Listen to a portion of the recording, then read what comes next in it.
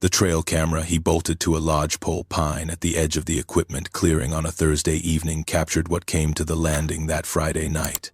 He had mounted it himself, using his own personal unit from home, because something had been moving through the camp perimeter in the darkness for 3 straight nights, and 3 nights of that was enough to make a man who had spent the better part of 30 years working timber in the Payette National Forest want to know what he was dealing with. The camera gave him an answer. What the infrared lens recorded standing at the far edge of the landing, upright on 2 legs, its head turned toward the equipment line, is a Dogman. The proportions are wrong for anything in the Idaho Fish and Game Field Guide. The posture is wrong for any known wildlife. The profile of the head, elongated forward with ears upright and pointed, belongs to no species that the Payette National Forest's wildlife staff has ever cataloged in Valley County, Idaho. What happened the day before that image was taken, in a box canyon on a side drainage of the Secesh River, less than a quarter mile from where the camera stood, is the reason it came back that night, and it did not come back alone. Before we get into it, let me know where you're watching from, and if you've had an encounter like this. The man who brought this footage to our attention spent 3 months deciding whether he wanted to talk about it at all. He has a reputation in the logging community of central Idaho that he built over 30 years, and he knows exactly what happens to the reputation of a man who starts telling this kind of story to people who were not there. We agreed to change his name. We will call him Les. He made one request beyond the pseudonym, which was that we not publish the specific location of the timber sale in the upper Secesh drainage. We are honoring that request. What we can tell you is the county, the national forest, and the general drainage, all of which appear on any Forest Service map of the Payette. The specific canyon where the encounter happened stays between Les and the 4 men who were with him that summer. Not his real name. His request. Given what carrying this knowledge has cost him in the years since, you will understand why he was not willing to attach his name to it. Les grew up in Cascade, Idaho. Cascade sits at the south end of Lake Cascade in Valley County, about an hour north of Boise on State Highway 55. It is the county seat, a town of a few thousand people on the eastern shore of the reservoir, created when the Bureau of Reclamation dammed the North Fork Payette River in the 1950s. The economy there has been tied to timber and recreation for as long as anyone can remember, with the logging industry shaping the culture of the region in the same way that farming shapes the culture of the flatland communities to the south. People in Cascade understand timber as people elsewhere understand weather or soil. It is the background against which everything else happens. Les's father worked for a small independent logging outfit that contracted with the Payette National Forest through the 60s and 70s. Pulling ponderosa pine and Douglas fir out of the drainages between McCall and the South Fork Salmon River. The man who ran the outfit was named Gus Hollister, and he had started the company after the Second World War with a used yarder and 2 fallers he had met in a bar in Boise. By the time Les's father signed on in the early 60s, Hollister Timber had grown to a crew of 8 and a contract portfolio that kept them busy most of the year across Boise and Payette forest sales. Les's father drove skidder for Hollister for 11 years before going out on his own in the mid-70s with his own used equipment and a reputation for getting machinery out of situations where other operators would have called for a tow. Les was in those woods from the time he was old enough to walk a landing without getting in the way of the equipment. His earliest clear memories are of the smell of fresh sawdust and 2-stroke exhaust and diesel, of the sound of a yarder working a slope and how a loaded truck settles on its springs when a log deck goes on. He spent his summers on the sales from the time he was 6 or 7, riding along when school was out, learning what a good timber stand looked like from a moving pickup window, and what a bad one looked like and why the difference mattered. By the time he graduated high school in the early 1980s, he had already decided the timber industry was his life. He went to work full-time at 18, hired on with his father's outfit first and then with a larger operation out of McCall that was running sales on the Payette and the Boise. The transition from his father's 2-man outfit to the larger McCall operation was its own education. The bigger company ran 3 active sales simultaneously through the peak season, which meant Les was learning not just how to fall timber, but how timber operations coordinate across multiple crews and sites, how materials flow between a landing and a log deck and a mill, how a foreman thinks about the whole sail, rather than just the tree in front of him. He absorbed the management layer as he had absorbed the technical layer from Strickner, by watching people who were good at it, and understanding what made them good at it, and what separated them from the people who were adequate but not more than that. The foreman on that operation was a man named Walt Bauer, who had been running crews in the Payette and Boise forests since the late 1960s, and Bauer had a particular quality Les tried to name for years before settling on the word he uses now, which is peripheral. Bauer always knew what was happening at the edges of the operation. He knew when a piece of equipment was running hot before the temperature gauge told him. He knew when a faller was fatiguing before the faller said so. He knew when the ground was about to present a problem by a quality of attention in the terrain that Les eventually learned to read for himself. A kind of listening to the landscape that the landscape rewards with advance warning. Bauer retired in the late 90s after 40 years in the logging business. Quick thing before we move on, I have this book coming out. It's called the Dogman Codex. It's a compilation of all my research and findings. Been working on it for a long time. So if you want to check that out, links down below. Now let's get you back to the video. Les went to his retirement dinner and shook his hand and thanked him for the kind of thing that does not fit into a formal performance review, but that constitutes the actual content of a professional education. Bauer looked at him and said that the woods teaches everyone eventually, that all a foreman does is speed up the curriculum. He learned to fall timber from a man named Orville Strickner, who had been doing it since the 1950s, and who had accumulated more practical knowledge of tree physics and terrain than most forestry programs could put into a 4-year degree. Strickner taught Les to read a tree before he cut it, to look at the root flare for rot, to check the lean and the weight distribution and the wind, to think about where the thing wanted to fall before you made a single pass with the saw. He taught him to plan the shot for the saw, the hinge, the escape route, and the situation where none of the above goes right. And he taught him to respect the ground, which Strickner described as having a personality like any other coworker, capable of cooperation if you understood it, and capable of ruining you if you did not.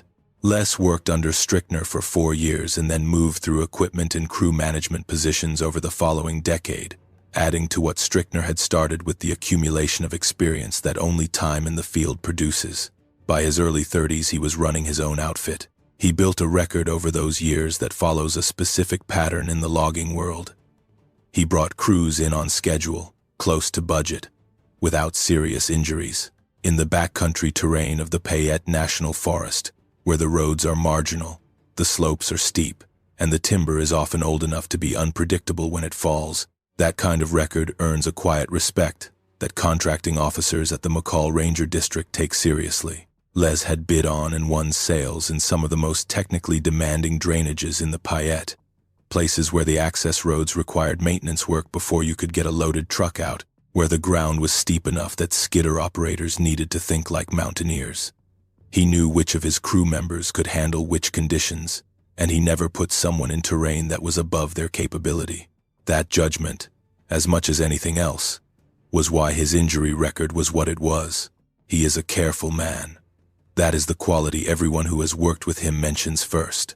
Not cautious in a way that slows a job, but careful in the sense that he thinks through what he cannot see. The crew Les brought to the Secesh sale in the summer of 2009 was not assembled for that job specifically. It was the crew he had been running, in various configurations, for years. The logging world in Valley County and the surrounding area is small enough that the same competent people circulate through the same reliable outfits over the course of a career, and Les had reached the point where his reputation as a foreman meant that the people he wanted to work with generally came when he called. Doug had been falling timber with Les for 15 years at that point. One of those working partnerships where the two people involved have developed a kind of wordless operational fluency. They had spent enough time in the same terrain, with the same equipment, that the communication between them on a job site had contracted down to the essentials, the gestures and glances that translate immediately between two people who have solved the same category of problems together enough times to have a shared vocabulary for them. Doug was a quiet man, as competent fallers often are, focused and observational, with a habit of watching terrain that went beyond the immediate professional requirement into territory that Les recognized as genuine interest. Doug read a forest as a reader reads a page, not just for the timber value, but for the internal logic of the place. Andy had come to logging from ranch work. He had grown up in the Weiser area in the southern part of the state and had spent his early 20s on cattle operations in the agricultural country along the Snake River before someone gave him a chance to run a skidder on a small sail in the lower Payette.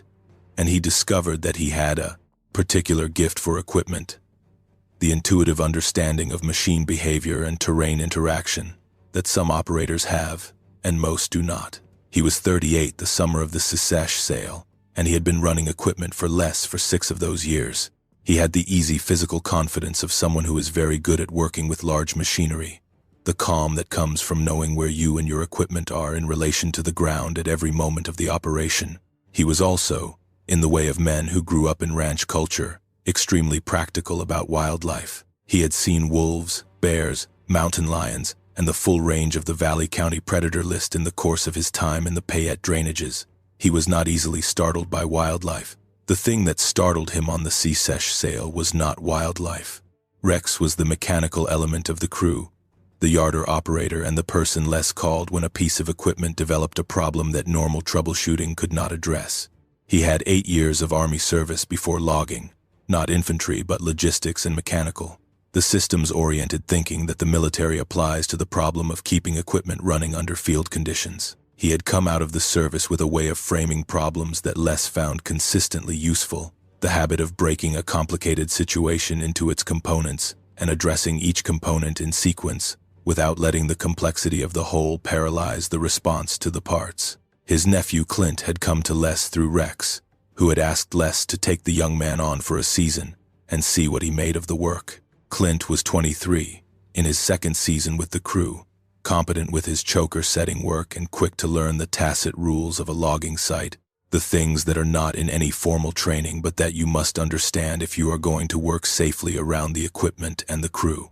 He was young enough that the summer was still formative rather than familiar, and the Secesh sale marked him in a way that it marked none of the older men quite as completely. He plans for wind shift on a fall, for root rot in old firs that looks solid from outside but has compromised the base so the tree does not go where the notch says it will. He plans for ground that looks firm until a skidder breaks through the crust into a wet spot that was not on any map. He plans for the crew member who has a good morning and a careless afternoon, and for the equipment failure that happens at the worst possible point in the sequence. 3 decades of working steep ground in bad weather with heavy machinery trains a particular kind of attention into a person, a constant low-level awareness that the thing that hurts you is usually the thing you did not account for. That kind of attention is what made the upper Secesh drainage feel wrong to him from the first day his crew started work on the sale, months before anything happened that he could not explain. The Payette National Forest covers roughly 2.3 million acres across several mountain ranges in central Idaho,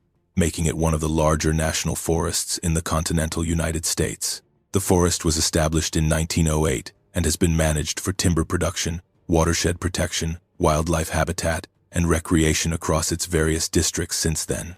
The timber culture in this part of Idaho has deep roots, going back to the logging operations that followed the mining rushes of the late 19th century and accelerating through the mid-20th century as the federal government opened more of the national forest system to commercial bay harvest. The towns that dot the valleys of Valley County, Cascade and McCall and Donnelly, and the smaller communities between them, exist in their current form, partly because of the timber economy and the infrastructure it required. The northern portion of the forest, which includes the country around McCall and the South Fork Salmon River, is old timber ground with a complex management history. Ponderosa pine dominates the lower elevations, giving way to Douglas fir and western larch as you climb, then lodgepole and subalpine fir on the ridges, with whitebark pine persisting at the highest elevations in the Salmon River mountain range. The forest there is layered, with the species composition shifting visibly as you gain elevation, a natural altitudinal gradient that experienced timber workers learn to read the way a sommelier reads a label. Les could tell you from a moving truck what the dominant species would be at any given elevation on the west-facing slopes versus the east-facing ones, and what that implied about the timber values and the access challenges. The Secesh River drains the western flank of the Salmon River Mountains, running south before joining the South Fork of the Salmon southeast of the small community of Yellow Pine. Yellow Pine itself is one of the more remote inhabited places in central Idaho, accessible by unpaved road for most of the year, and known primarily among hunters, backcountry recreationists, and the small number of people who have chosen to live at the edge of what the road system can reach.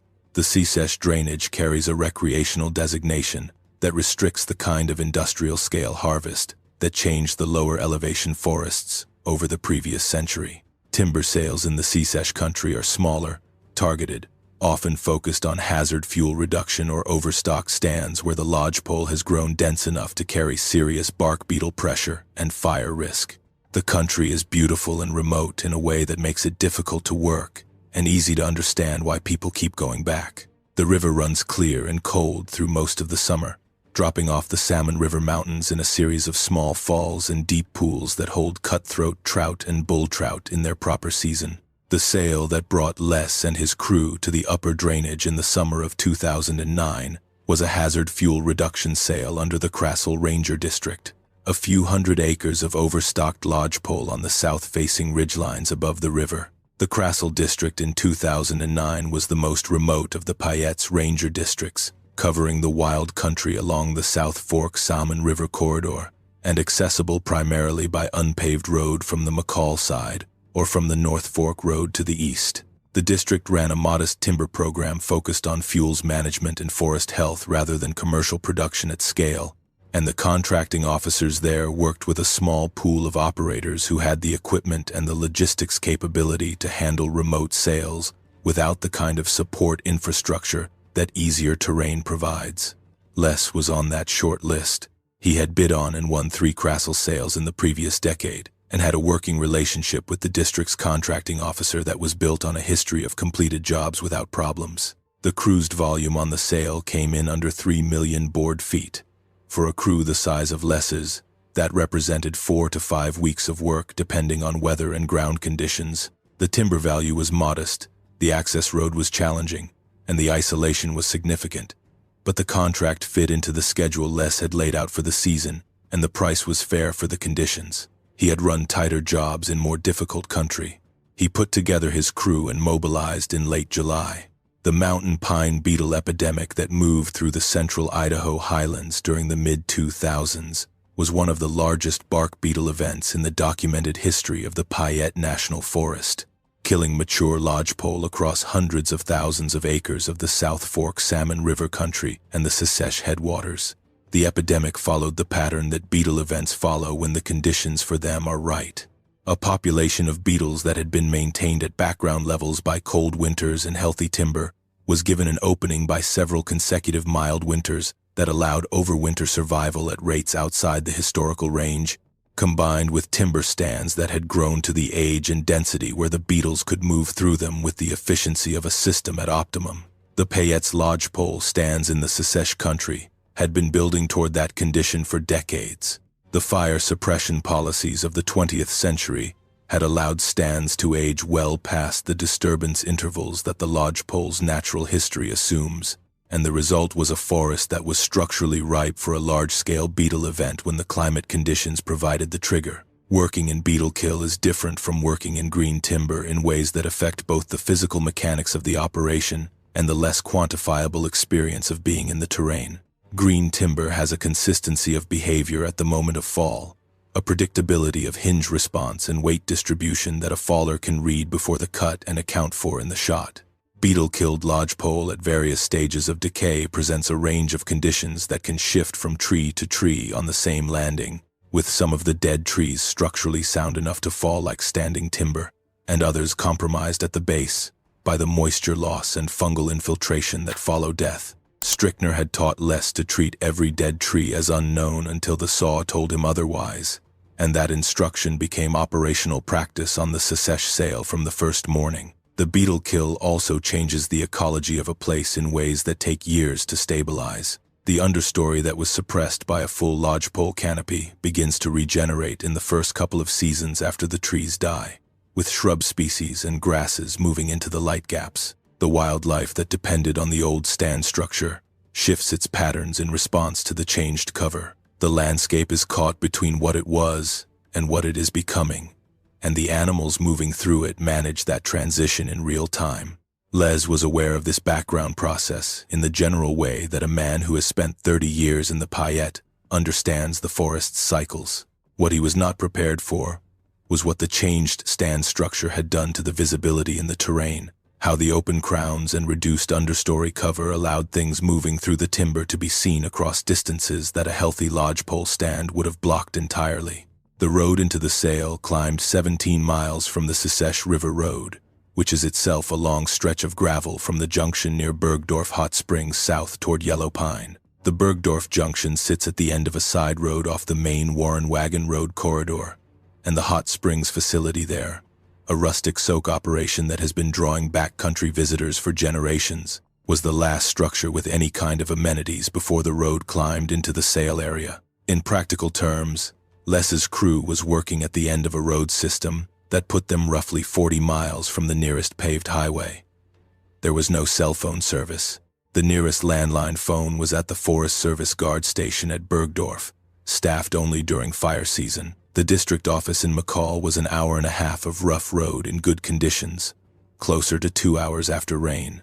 Les had worked remote sales before. The isolation was not a new variable for him or for most of his crew.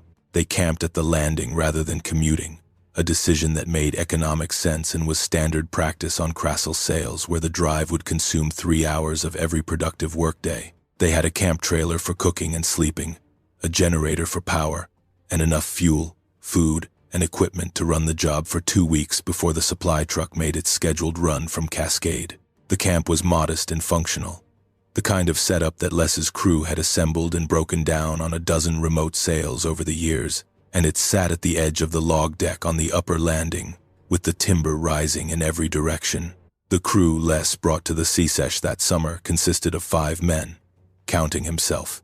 He had worked with all of them before, some for more than a decade, and the group had a settled, functional chemistry that comes from years of working together in difficult conditions. A logging crew that has worked together long enough develops a shorthand that saves time and reduces errors, a set of shared assumptions about how each person operates and what they can be trusted to handle without supervision.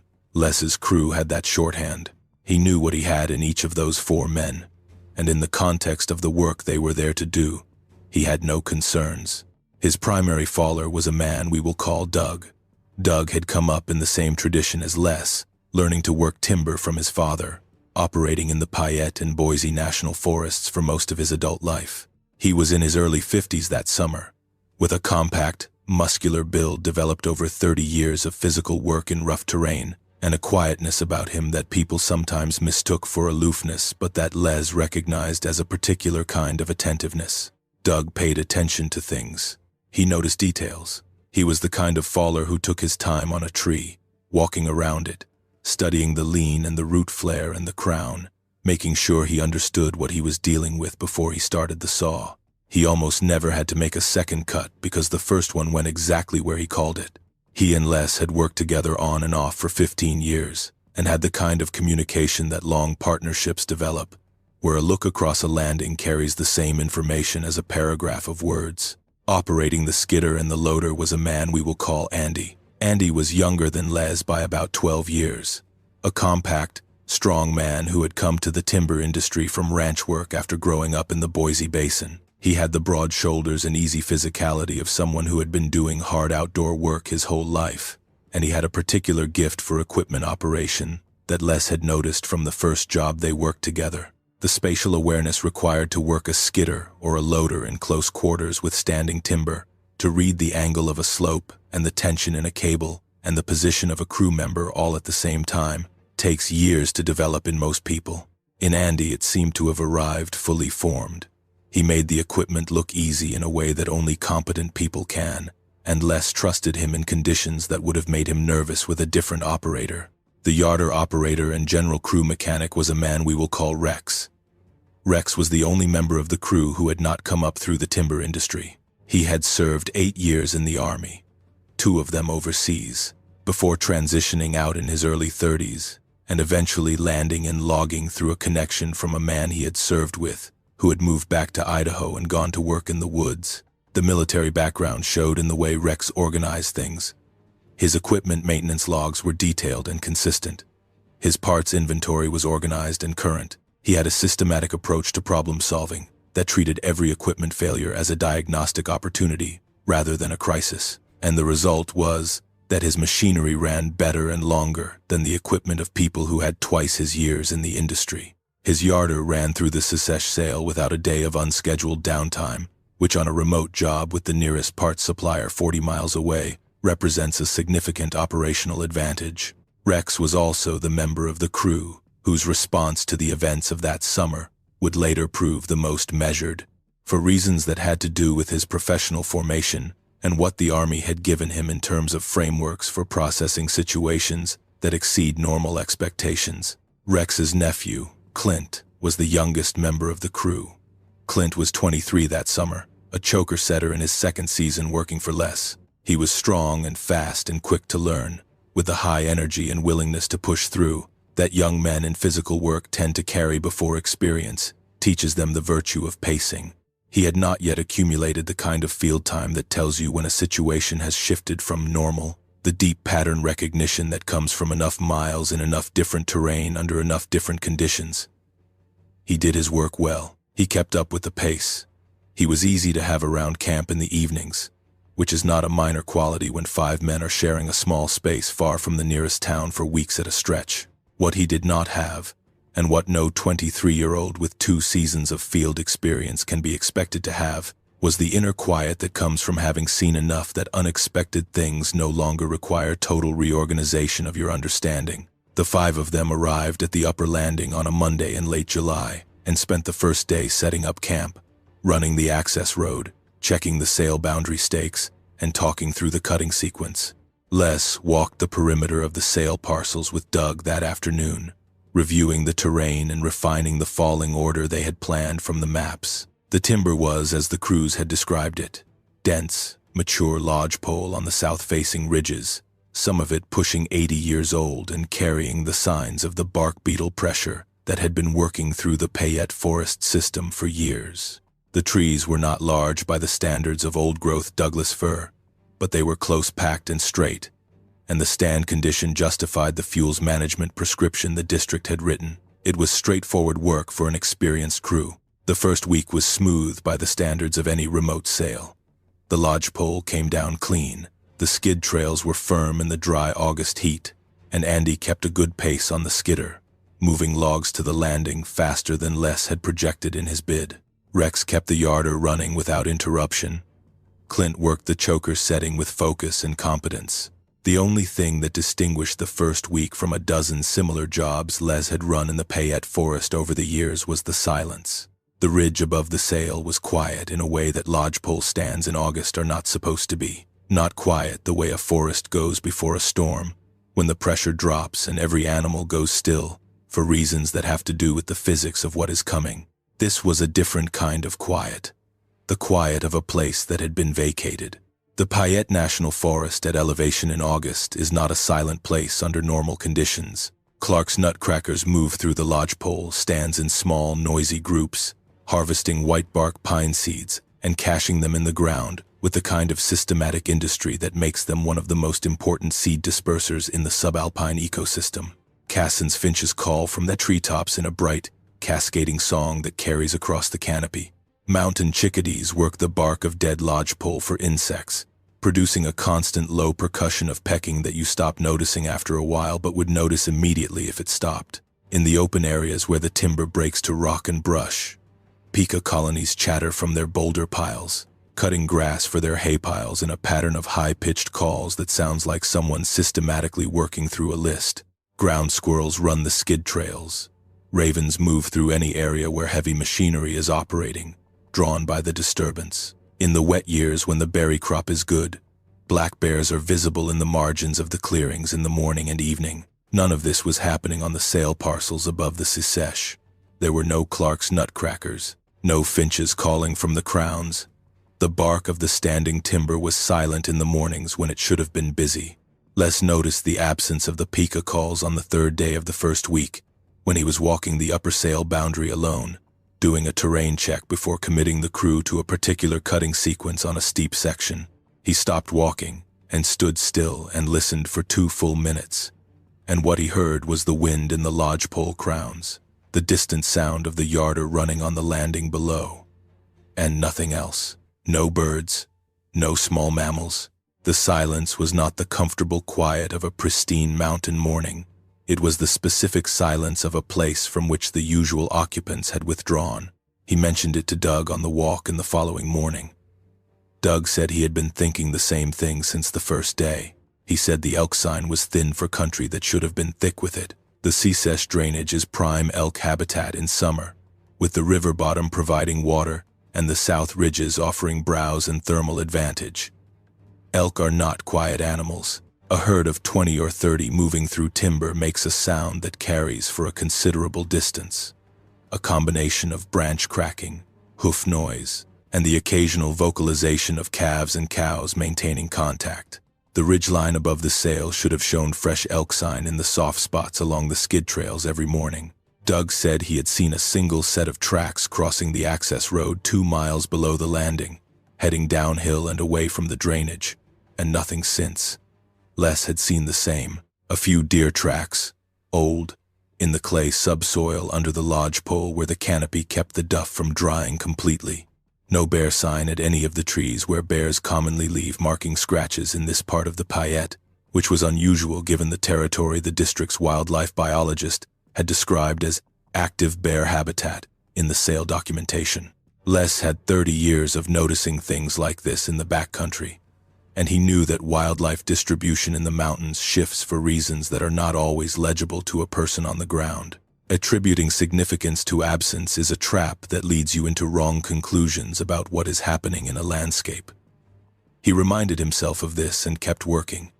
The bears were elsewhere. The elk had moved to better feed on the other side of the ridge. There were dry years when the berry crop failed, and the bears concentrated in specific drainages and were absent from others. He could think of explanations, but the explanations did not settle the feeling he carried through those first days on the ridge. The low-frequency awareness that the stillness was off in a way that the available explanations did not fully address. The first week on the Secesh sale passed with the specific productivity that comes from a crew that has worked together long enough to have the operational rhythms established before the first day.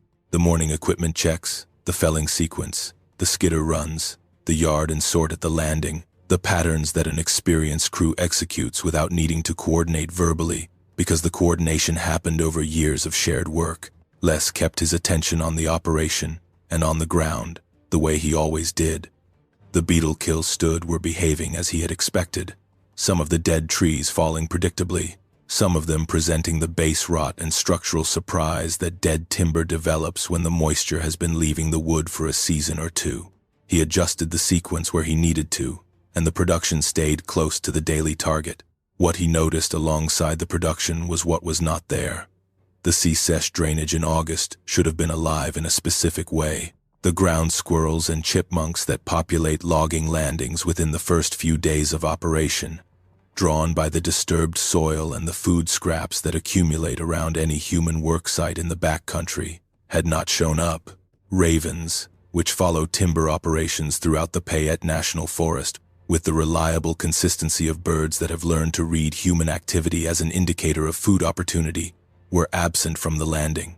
The creek below the sail had the cutthroat and bull trout population that the Secesh system supports through the summer, and the kingfishers and ospreys that follow those fish populations should have been visible along the drainage below the landing. They were not there. He had seen 3 birds in 5 days of work, and none of them in the timber immediately above the sail parcels. The absence registered the way absences register for men who spend significant time in backcountry terrain, not as alarm, not immediately, but as a note in the ongoing assessment of a place that a person with 30 years of field experience maintains continuously. The Secesh drainage was quiet, in a way that the Secesh drainage should not have been in mid-August. He turned the observation over in his mind alongside the work, and did not say anything to the crew because he did not yet have anything to say that would be useful. The sound started on the 8th night. Les was awake at around 2 in the morning when he heard it the first time, not asleep and jarred awake, but lying in the narrow bunk in the camp trailer in the kind of light doze that a man learns to maintain on overnight camps in the backcountry, close enough to the surface that the generator cycling off woke him. When the generator shut down, the camp went quiet in a particular way. The way it goes when the only background noise you have been hearing stops, and you suddenly have access to all the frequencies it was covering. He lay still and listened. What came down off the ridge was a sound he did not have a ready category for. It was low, lower than anything he expected to hear at that elevation. A frequency that he felt in his sternum before his ears fully registered it. The Secesh drainage sits at around 6,000 feet at the sail parcels, high enough that the air is thin and still on calm nights, and sound behaves differently in that thin, still air than it does at lower elevations. Sounds carry further. Details that would be smoothed out at the valley floor remain distinct. What he heard had detail. It rose and fell in a pattern that carried structure, not the random variation of environmental noise, but a deliberate progression, like a phrase in a language he did not know. Then it stopped. About 10 seconds passed. Then, from further up the ridge, somewhere above the sail boundary, a different voice answered. The response was lower in pitch than the first sound and longer in duration, and it had the same quality of deliberate structure, the same sense of a phrase being completed rather than a noise trailing off. The two sounds together had the architecture of a conversation, two voices exchanging information, though nothing about what Les was hearing mapped onto anything in his experience of the sounds that known animals make in the Salmon River Mountains. He had heard wolves twice in the northern part of the Payette forest, in the years when wolf recovery in Idaho was advancing, and the animals were recolonizing drainages they had been absent from for decades. He knew what a wolf howl sounds like at distance in mountain terrain, how it carries and how it echoes, how you can track the movement of a pack through the darkness by listening to the direction the howls come from. The sounds he was hearing were not wolves. The pitch was wrong, too low for a wolf's howl and too structured in a way that wolf vocalizations are not. A wolf howl rises and falls with the kind of natural variation that comes from an animal expressing an emotional state. What Les was hearing sounded like it was conveying specific content. The two voices continued for about 3 minutes, exchanging calls that shifted in position without either source moving fast enough to explain the shifts as rapid movement. Then they stopped, and the ridge went quiet in a way that was itself somehow different from the quiet before the sound started, as if the forest had registered a change in the situation and adjusted its silence accordingly. Les lay in the bunk for another hour before he slept. He said nothing to the crew the following morning. He had heard strange sounds before in the backcountry. He had heard sounds in the Salmon River country that he could not explain, and that he subsequently attributed to echoes, to timber amplifying common sounds in uncommon ways, to the tricks that elevation and cold air and darkness play on sound perception. He was not ready to tell 4 men who needed to focus on their jobs that he had heard a sound on the ridge that he did not recognize. The second night, he heard it again. 2:15 in the morning, by the clock on his phone, which he kept in the trailer for the alarm function, even though it had no signal. This time he got up. He pulled on his boots and his jacket and stepped outside. The generator had been off for hours. The landing was lit only by stars, and the stars in the Salmon River Mountains on a clear August night with no moon are numerous enough that you can read the shape of the ridgelines by their reflected light and move through camp without a flashlight, if you know where everything is. He stood at the edge of the trailer's awning and listened to the ridge. The vocalizations were closer than they had been the first night.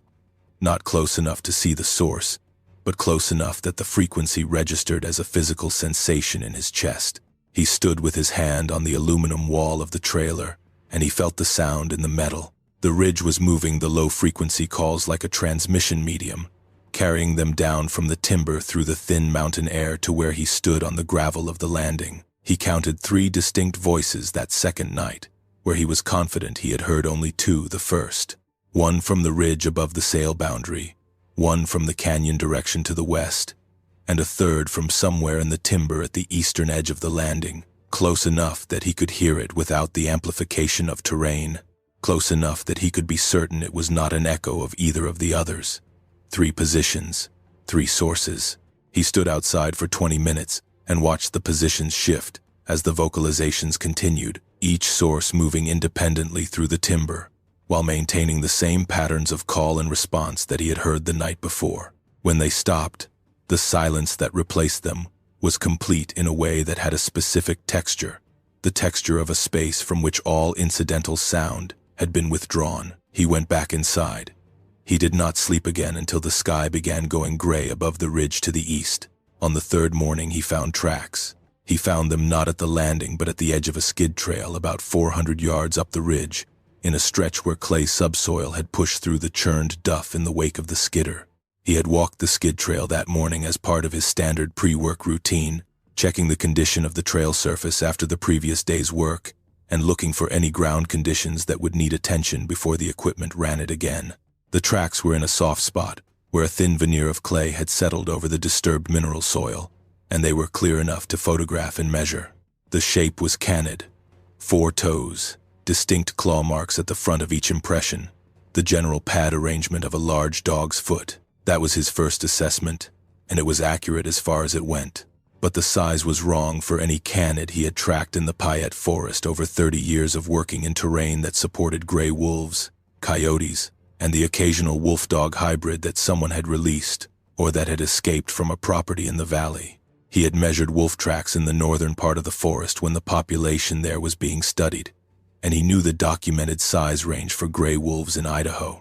The largest male gray wolves in the northern Rocky Mountain population leave tracks that run about 4.5 inches long by 3.5 inches wide in good substrate. What he was looking at ran 6 inches long by 4 3/4 wide.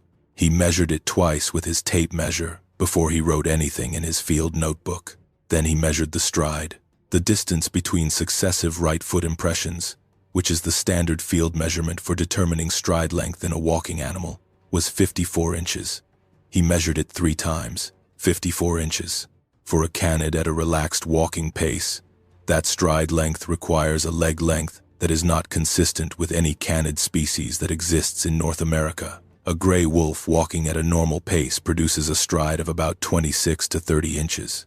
A very large domestic dog, a Great Dane or an Irish wolfhound, might reach 34. What Les was measuring implied bipedal locomotion, or an arrangement of 4 legs built to proportions that do not appear in any field guide covering Idaho wildlife.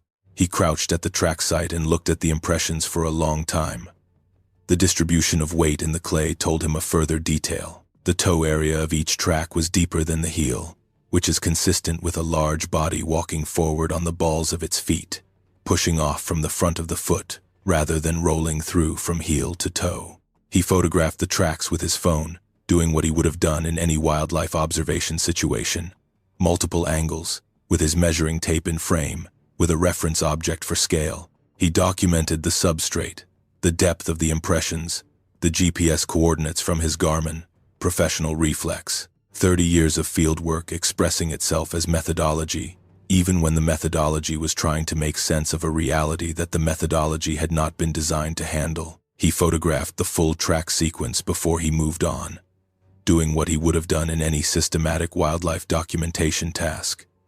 Every clear impression from the same angle, then from 3/4, then from directly above, with the tape measure in frame and a reference object for scale throughout. There were 9 clear impressions total in the trackable section before the substrate transitioned to the gravel cap on the upper portion of the skid trail, where the machinery had consolidated the surface too thoroughly to hold detail. The 9 impressions were consistent in the critical measurements. Within 1/4 inch on width across all 9, within 1/2 inch on length. The variation was what substrate variation produces, nothing that suggested 2 individuals rather than 1. Les had enough wildlife tracking experience to make that call with confidence. He stood at the end of the trackable section and looked at what he had documented. He had 9 clear impressions of a canid morphology track, significantly larger than any documented canid species in Idaho. He had a 54-inch stride interval in the walking portion. He had clear bipedal locomotion in the upper section. He had weight distribution, indicating forward body momentum on the balls of the feet. He had a GPS record, and a photograph record, and a field notebook entry. And he had absolutely no framework within the vocabulary of North American wildlife biology that could contain what he was looking at. He called a hunting outfitter he knew in the Valley County area, a man with as much backcountry experience as anyone working that country, and described the tracks. He did not send photographs yet. He described the dimensions, the morphology, the stride. The outfitter listened without commenting, and then asked one question. Where exactly on the Secesh sail were the tracks? Les gave the general location. There was a pause. Then the outfitter said the upper Secesh was country he had pulled a camp from years back, and he would be glad to talk about it sometime. He did not elaborate. Les did not push. The outfitter's response told him what he needed to know without saying it, the way a careful man's non-answer tells you more than a direct denial would. Then he kept walking up the skid trail. 40 yards further, the track pattern changed. The front foot impressions, the ones that had been showing as a separate, forward-placed pair in a 4-footed walking gait, disappeared. Only the rear footprints continued, and they continued as a bipedal sequence with the same 51-inch stride spacing, bearing the full weight of the walker on 2 points of contact rather than 4. Canid species direct register when walking at a normal pace, meaning the rear foot lands in or very near the front foot's track, creating a single line of paired impressions rather than 2 separate lines. What Les was looking at was not direct registering. It was a bipedal track sequence. Whatever had made those prints had transitioned from 4-footed to 2-footed locomotion somewhere in the 40 yards between the 2 sections of track, or had been walking on 2 feet from the beginning, and the leading impressions he had measured earlier had been from the hands. He stood on that skid trail for a long time. He thought about what he knew and what it added up to. A track 54 inches between successive right foot contacts, a pad arrangement consistent with canid anatomy but sized well beyond any documented canid, weight distribution forward on the toes, a bipedal track sequence in the section where the trail narrowed. He had 3 decades of predator sign identification behind him, and he could not make those measurements fit anything in the field guides. He took more photographs. He recorded the GPS coordinates for the bipedal section, as well as the 4-footed section. He noted the time and date.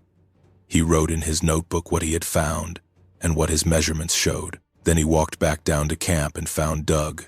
Doug listened without interrupting, while Les walked through the track site measurements and showed him the photographs on his phone. He looked at each photograph twice, then set the phone down on the tailgate of his truck and looked at the tree line above the landing for a long time without saying anything.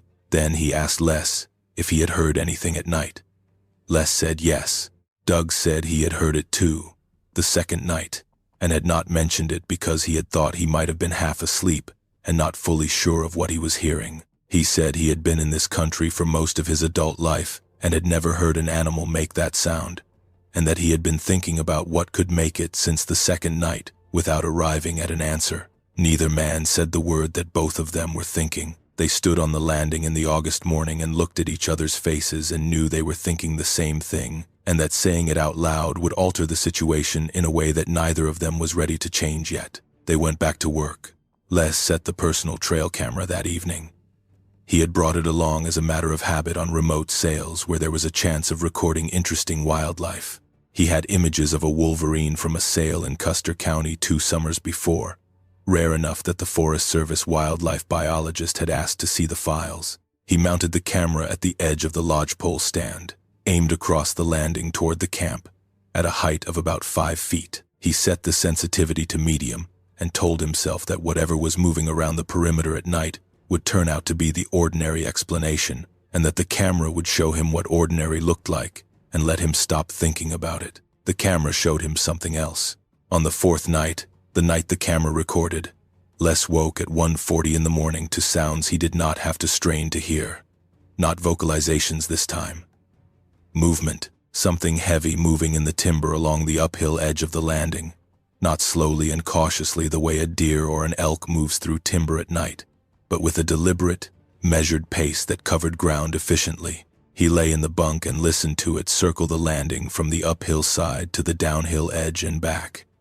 He counted the circuit, about 2 minutes for the full loop, at a consistent pace, without any pause or hesitation that would indicate uncertainty about the terrain. Whatever was out there had walked the perimeter of a 2-acre clearing in total darkness in 2 minutes, moving without lights through a landscape it knew. He heard a second set of footfalls join the first.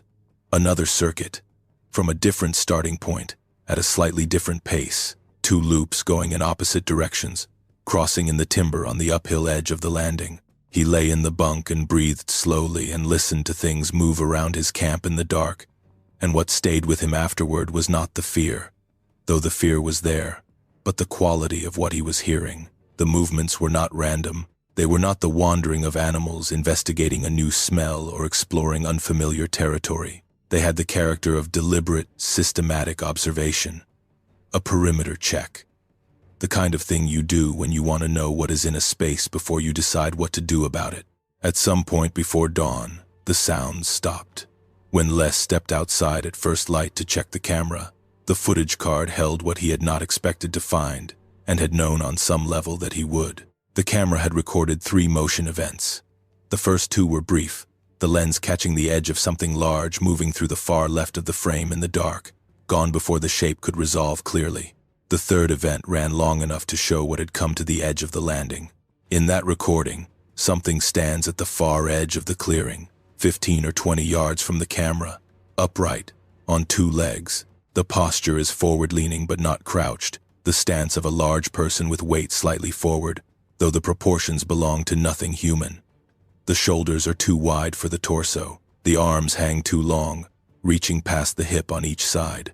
The head is the part you cannot stop looking at once you register it, because your brain keeps offering you categories, and the categories keep failing. The muzzle extends forward from a skull that sits on a thick, short neck. The ears, if the upright points visible above the skull are ears, stand erect in a way that makes the profile against the dark tree line unmistakably canine. Les described it this way: you watch it, and your brain does an uncomfortable thing. It reaches hard for the normal. It reaches for bear, for elk, for a person standing in a strange coat. It runs through everything in the database and comes up empty, and you are left looking at something standing at the edge of your camp at 1:40 in the morning that the database was not built to hold. It stands there for the duration of the recording without moving, not the frozen stillness of an animal startled by the camera's infrared emitter. An attentive observation, a presence examining the camp with the same calm methodology that Les had brought to examining those tracks. Les said when he watched the footage that he had the specific feeling of being seen by something that understood exactly what the camera was and had decided how it felt about being recorded. He watched the clip 4 times in the early morning light, standing outside the camp trailer with the camera in his hand and the Salmon River Mountains rising in every direction. Then, he went and got Doug. Doug watched the clip twice, set the camera down on the edge of the trailer, picked it up and watched it a 3rd time. Then he said they needed to talk about what they were going to do. He did not say what he thought was standing in that frame. He did not need to. The word existed in the space between them, in the logging community of central Idaho the way it exists in every rural community where people spend serious time in serious wilderness. Passed around as certain information about specific places gets passed around, with a reluctance to say the thing outright because saying it commits you to a belief that changes how you move through the world. Les said what they were going to do was go to work, and that they were going to go to work carefully, and that they were going to finish the contract. That decision did not survive the afternoon of the following day. The sale parcels on the south ridgeline followed the terrain in a rough horseshoe shape, curving around the head of a side canyon that dropped off the ridge to the west. The side canyon was not part of the sale. The walls were too steep for viable timber access, and the Forest Service cruiser who laid out the sale boundary had excluded the canyon and its headwall from the contract for that reason. A narrow drainage ran through the canyon floor, feeding into the Secesh through a series of small cascades. In dry years like 2009, the creek ran thin by late July, but the alder and willow along the floor stayed green from the moisture that pooled in the alluvial flat at the canyon's base. Les and Doug were falling timber on the upper edge of the south parcel, working toward the canyon rim, when sounds started ahead of them in the timber. Not vocalizations, movement, something large displacing brush and snapping small branches as it went, moving quickly but not running, pushing upslope through the lodgepole toward the head of the canyon. Les shut his saw down and listened. Doug, 20 yards to his left on a parallel cutting line, did the same. The sounds moved steadily upward for 30 seconds and then stopped. They looked at each other. Les held up one hand in the gesture between them that meant hold position and wait. He walked his saw to the nearest log and set it on the bark, out of the duff, out of harm's way if the equipment needed to move quickly. Then he followed the sounds upslope toward the canyon rim. The head of the side canyon is not visible from the sail parcels until you reach the rim. The lodgepole runs to the edge, and the ground drops away.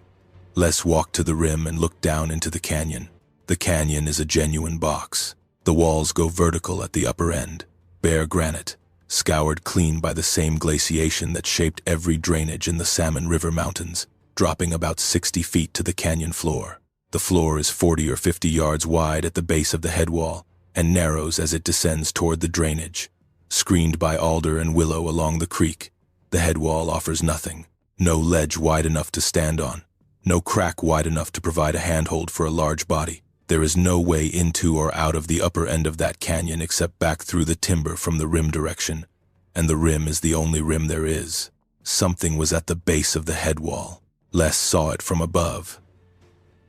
60 feet below him, across the canyon floor, standing in the shadow of the head wall, where the rock goes vertical and the canyon offers only cliff above. He saw it as you see a deer in brush, by first seeing the wrongness rather than the shape itself, the thing that is too still and too large and held at an angle that plant material does not hold. Then the shape resolved. It was upright, standing with its back against the head wall, facing down the canyon, facing the only way out. The fur was dark, deep brown in the shadow of the cliff, with heavy musculature visible through the chest and shoulders even at the distance. The arms hung past the hips, longer in proportion than anything that should be standing upright in a canyon in Valley County. The head was turned slightly upward, and from the rim above, Les had the specific, stomach-dropping angle of looking down at the top of a skull that was built wrong. The ears stood up from the skull and swiveled toward the rim before the head turned toward him.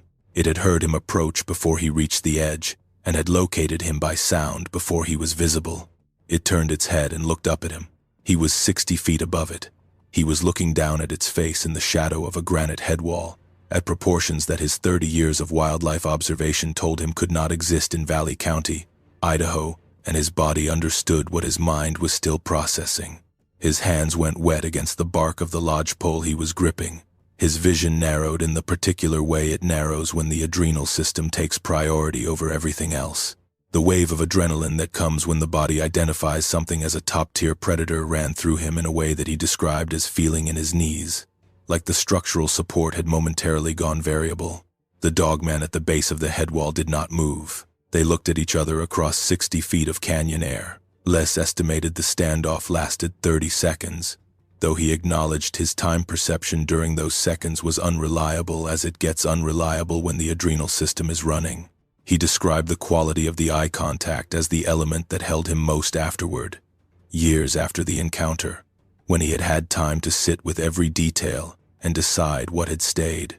He had encountered black bears at close range before. He had locked eyes with a bear at 15 feet once on a narrow game trail, and had read the assessment happening in those eyes, the calculation of relative size and threat, and the probability of various outcomes. He knew what a predator's eye contact looks like when the predator is deciding what to do about you. This was different. The eyes looking up at him from the canyon were not assessing threat in the way a bear does, measuring the stranger against a template of things it has encountered before and weighing the responses it knows. They were patient.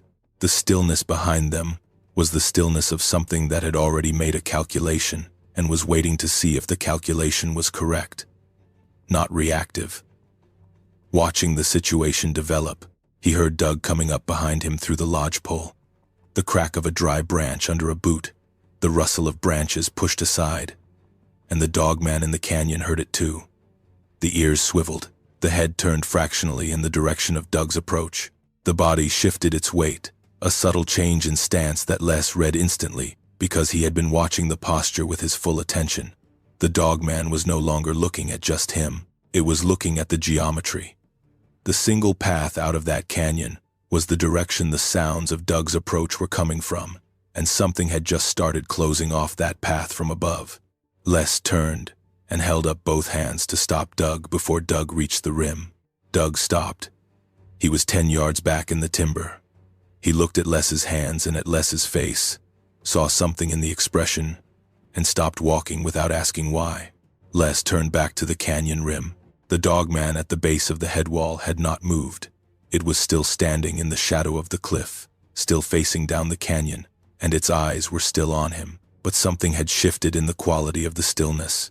Les described it as patience, moving into something more active. Not aggression, but a heightened attention to the geometry of the situation. He said it was the closest he could come in words to saying that the thing below him was thinking. Not reacting. Thinking. He took 3 steps back from the rim. Deliberate. Clear. Not fleeing, but removing himself from the edge of the canyon in a way that opened the sight line and the path. The Dogman at the base of the head wall did not move immediately. Les stood in the lodgepole 3 steps from the rim and waited. About 20 seconds. Then, from below, he heard movement. Measured, not fleeing, and not aggressive. The sounds of something large moving through the canyon floor, alder and willow, heading down canyon, away from the head wall and away from the box the canyon had made. The sounds decreased steadily in both volume and direction as the Dogman moved toward the lower end of the canyon and the connection to the Secesh drainage and the timber below. Les waited until the sounds had been gone for a full minute. Then he walked to Doug and stood next to him in the timber. Doug asked what was down there. Les said he had seen a Dogman. He said it plainly. The flat statement of a thing that you need to say out loud before you can start working with it. Flat. Without drama. The flat account you give another person of the facts of a situation that neither of you has a good framework for yet. Doug looked at him for a long moment. Then he asked if Les was sure. Les said he was sure. Doug nodded once. They picked up their saws and walked back to the cutting and worked the rest of the day without speaking of it. That evening, as the crew sat outside the camp trailer in the last daylight, with the Secesh drainage below them turning purple and the first stars appearing above the ridgeline to the east, Les told the full story. He described what he had seen in the canyon. He described the camera footage from the previous morning. He described the tracks and walked the crew through his measurements. He showed the photographs on his phone. He was careful and specific and did not reach for drama or exaggeration, because Les is not a man who dramatizes, and because the material did not need any assistance from drama to be what it was. The crew sat with it. Rex was the first to speak, asking a series of structured questions that had the character of an intelligence assessment. Number of individuals observed or inferred, evidence of territorial behavior versus transient behavior, evidence of aggressive intent versus territorial communication. He asked these questions calmly, in the way someone asks questions when they are trying to understand a threat environment rather than when they are panicking about one. And he asked the most practical question available, which was whether what Les had seen posed a direct danger to the crew. Les said he did not believe it did, based on the behavior in the canyon, but that he did not know what was going to happen at night when the crew was in camp. Clint said nothing. He sat on the trailer step and looked at the ridgeline where the timber sale parcels were, and his face was the face of a 23-year-old who is recalculating everything. Les told them they could leave in the morning if they wanted. He said he was not going to hold anyone to a job that felt unsafe, that he would understand, and that there would be no professional consequences for anyone who chose to go. Rex said he was staying. Doug said he was staying. Andy said he was staying. Clint looked at the ridgeline for a long moment and then said he would stay. Later, Les thought about that moment, about all 4 men choosing to stay on a job in terrain where something large and intelligent was moving around the camp at night, and he understood that the choice said as much about the kind of men they were as anything else he had seen from them over the years they had worked together. They were not men who left when things got hard, even when hard had stopped making sense. None of them slept much that night. The sound started at 11:45. Not from the ridge above, from below, from the Secesh side, from the canyon direction. A single vocalization, low, structured, lasting about 15 seconds. Then from the ridgeline above the sale parcels, an answer, lower in pitch, longer in duration, with a quality of response rather than coincidence, a timing that made it clear one was answering the other rather than calling independently. And then a third voice, from the timber on the east side of the landing, a direction from which nothing had called before. 3 voices, 3 positions around the camp, Rex was on his feet before the third call finished. He had 8 years of Army experience that included training in sound triangulation, in assessing the number and position of sources from acoustic information, and that training engaged before any other analysis could happen. He came out of the trailer doorway with his rifle in his hands and a calm on his face that Les recognized from the way competent military people behave when they are doing their job in difficult circumstances. He said quietly to the others to stay inside. Les was beside him at the door. The two of them stood in the doorway, looking out at the landing. The landing was silvered by starlight, enough to read the shapes of the equipment against the tree line. The yarder at the far end, the loader near the log deck, the skidder behind the trailer on the uphill side.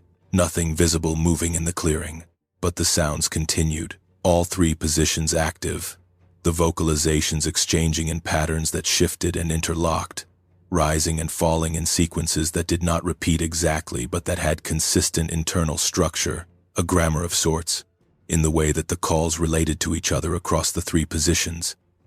Rex said quietly that what they were hearing was not random. He was right. Les reached around the doorframe and retrieved the trail camera from where he had set it that morning. He remounted it at the trailer window, aimed to cover as much of the landing as the angle would allow, and left it recording. For the next hour and 20 minutes, the sounds moved around the camp, in patterns Les later recognized, reviewing the audio track on the camera as corresponding to position changes that were coordinated rather than independent. When the vocalization from the Secesh side completed its pattern, the response from the ridge came before the echo of the first call had finished. The timing was too tight for coincidence. The calls were managing something. Les had no way to know what was being managed. He could hear the coordination. He could not decode the content. At some point after 1 in the morning, one of the voices moved close. The Secesh side vocalization, which had been coming from a position Les estimated at 200 to 300 yards, shortened in distance until it was on the other side of the lodgepole wall at the downhill edge of the landing, not on the cleared ground of the landing. At the edge, in the timber, as close as the tree line. Les and Rex stood in the trailer doorway and did not speak. Something stepped to the timber edge. The landing was 30 yards wide at the point where the trees gave way on the downhill side, and what stopped at that edge was visible in the starlight as a mass of darkness that had an upright shape that stood ahead above the lodgepole crowning the rim of the clearing. It was still. It did not advance onto the gravel. It stood in the timber and looked across the open space at the trailer. Rex said softly that he was not going to shoot it. Les said he understood. Rex said something else then, which was that whatever was standing at the edge of that clearing had decided not to come in, and that the decision said something that mattered. It said they were being shown something rather than threatened by something. The showing was the message. Les said that was his read too. He said so later. At the time, in the doorway, he was aware primarily of the size of the shape at the timber edge and of the fact that 30 yards of open ground was a very short distance between that shape and where the 5 of them were standing. The shape remained at the timber edge for 3 minutes.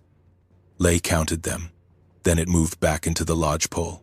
The vocalizations continued for another 40 minutes after that, diminishing in volume, shifting away from the camp perimeter, retreating toward the ridge and the canyon direction. By 3 in the morning, the landing was quiet. By 3:30, even the small background sounds of the forest had resumed. The creek noise from the canyon below, the wind in the crowns above the landing, the sounds that constitute silence in the backcountry, and that you stop noticing because they are always there. Les checked the camera at first light. The camera had captured 2 clear motion events during the night, beyond the continuous ambient footage of the stationary camp. In the first, visible at the lower left corner of the frame where the camera's angle caught the edge of the downhill timber line, a shape moves through the tree line. The shape is tall enough that the upper portion of the frame clips its head.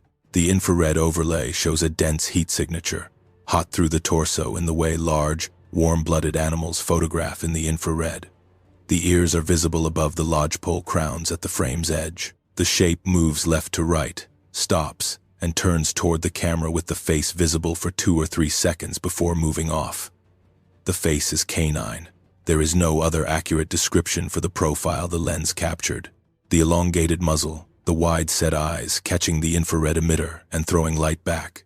The skull built to proportions that have no place in any wildlife catalog covering central Idaho. In the second motion event, captured roughly 40 minutes after the first, the opposite edge of the frame shows a second figure moving through the timber on the uphill side of the landing, noticeably larger than the first figure. It does not pause within the camera's angle of view. It is visible for 4 seconds of footage, walking through the lodgepole on 2 legs at a pace that covers ground, in a way that distinguishes it from any large quadruped attempting upright locomotion. A bear moving on its hind legs in a threat display moves with the heavy, top-weighted instability of a body built for 4 points of contact, working against its own architecture. What the camera captured moves with the ease of something that has been doing this its whole life, maintaining balance and momentum through the brush without breaking stride or adjusting for the medium. Les watched both clips before the rest of the crew woke up. Then he played the audio track, which the camera had been recording through the full night. The calls were clearer in the recording than they had sounded through the trailer walls, the digital microphone capturing frequencies and details that the insulation and the ambient noise of the camp had softened in his direct listening experience. On the track, the structure of the calls was unmistakable. Specific sequences that repeated at regular intervals, responses that arrived at specific internal points within the preceding call, not after it ended but at particular junctures within the phrase, the way a reply in a conversation arrives at the end of a thought rather than at the end of a sentence. Les had no training in linguistics or animal bioacoustics. He had 30 years of coordinating crews by radio in noisy mountain terrain, and he knew what communication looks like at a functional level. He knew the difference between noise and signal. What the audio track showed was signal. He described the moment of recognizing the structure in the audio as one of the more disorienting experiences of the whole encounter. The physical events in the canyon and on the landing had been frightening in an immediate, bodily way. The audio track was frightening in the slower, longer-lasting way that comes from understanding rather than from proximity to danger. What the audio showed him was not simply that there were large, unknown, canine-featured beings moving around his camp at night. He already knew that from the camera footage and the canyon encounter. What the audio showed him was that those beings were talking to each other, not communicating in the sense of the alarm calls and territorial vocalizations that known wildlife uses, the functional signals that say predator or competitor or mate in ways that biologists can map to observable behavior. The audio showed structured exchange, calls with internal architecture, with phrases that related to each other across the 3 positions in patterns that built and responded and built again with the regularity of signal rather than noise. Rex listened to the audio track with Les in the cab of the equipment truck that first morning. Rex had done a rotation with an Army signals unit that included training in the recognition of structured communication versus random acoustic events, the kind of training that exists to allow field personnel to identify coordinated human activity from radio intercepts without understanding the content of the communications. He listened to the track twice without commenting. Then he said that the calls had the same signature as structured communication in a language you do not know. The length and internal pattern of the phrases, the timing of the responses, the way the 3 voices alternated and overlapped at specific junctures rather than randomly. All of it had the architecture of information exchange rather than stimulus response. He said this with the flat delivery of a man assessing a technical situation rather than reacting to a frightening one. He was describing what the audio showed according to the framework his training had given him. Les has described the audio track to several people over the years since the Secesh sale. The quality of structured exchange in the recording is accessible to any careful listener who attends to the relationship between the calls, rather than to the content of any individual call. The content is opaque. The calls convey no meaning to a human listener in the way that known wildlife communication conveys functional meaning, which is itself a significant data point. Wolf communication is largely legible to a trained ear in the sense that alarm calls, location calls, and the howls that correspond to specific behavioral states can be identified and correlated with observable wolf behavior. The calls on the audio track from the Secesh landing do not map to any legible template. They are not wolf. They are not coyote. They are not anything in the acoustic catalog of Idaho wildlife. They are organized, internally complex, and completely opaque to any framework a human listener brings to the task of identification. Les has come to the conclusion that this opacity is not incidental. Whatever was being exchanged between the three positions that night was not meant for human understanding. It was meant for the other two parties to the conversation, operating from a shared acoustic code that has been developing for longer than any recording technology has existed to document it. The physical events on the landing, the shape at the timber edge, the systematic perimeter check, the dogman in the canyon, those had been frightening in the immediate bodily sense. The adrenal response to a large predator in close proximity. The audio track was frightening in a different and longer-lasting way. It was the recognition that what had been moving around the camp was not operating on instinct. It was operating on communication. There was something being said in those calls. Les did not know what it was, but the architecture of the exchange told him with more certainty than the footage alone that the beings in the timber above the Secesh sail were not animals in the sense in which that word is normally used, operating from drives and stimulus response patterns. They were coordinating. Coordinating implies intention. Intention implies a mind behind it. The five of them fell into a set of unspoken practices in the days after the night encounter. Nobody went to the timber alone. Nobody left the immediate landing area after the generator shut off. The evening meals happened earlier, in the remaining daylight, and cleanup was done before dark. Rex kept his rifle in reach. Andy developed a habit of checking his equipment connections every morning with a thoroughness he had not previously brought to that task. Doug worked with the same efficiency he always had, but he moved through the sail parcels in a way that kept the landing in sightline more often than the terrain strictly required. Clint did his choker setting work with the same physical competence he always showed, but the easy conversational energy he had carried through the first week of the job had gone somewhere. He worked and he ate and he slept, and he did not crack jokes at breakfast anymore.